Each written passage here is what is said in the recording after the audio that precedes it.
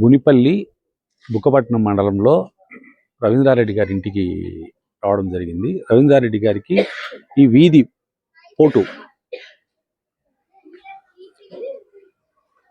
4 అడుగులు ఉండడం వలన ఈ 4 అడుగులకి ఒక రెమెడీ చెప్పడమైనది.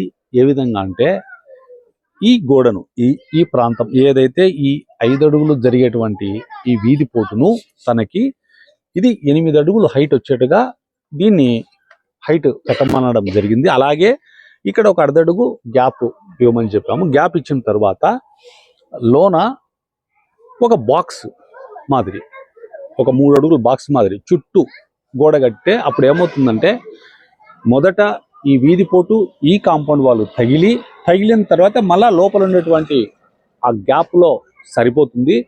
తర్వాత మనం కట్టినటువంటి ఆ బాక్స్ వల్ల వీళ్లకు వీధి పోటు అనేది కంప్లీట్గా తగ్గిపోతుంది. చాలామంది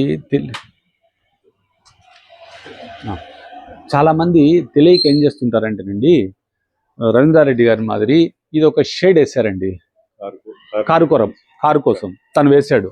అంటే ఏం చేశాడంటే తను నైరుతి అంతా ఓపెన్ చేశాడు, ఈ ఖాళీ స్థలాన్ని పెట్టాడు.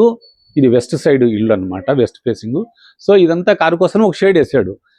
అక్కడ ఒకటి ఇచ్చి ఇక్కడ వాయువ్యంలో ఒక ఖాళీ ఇచ్చి ఇది పోల్ ఇచ్చేసి ఇటు ఈ ఇంటికి జాయిన్ చేయడంతో ఇది వాయువ్యం పెరిగిపోవడము, మళ్ళీ అటుపక్క నైరుతి కూడా ఖాళీగా ఉండడం అనేది తప్పు.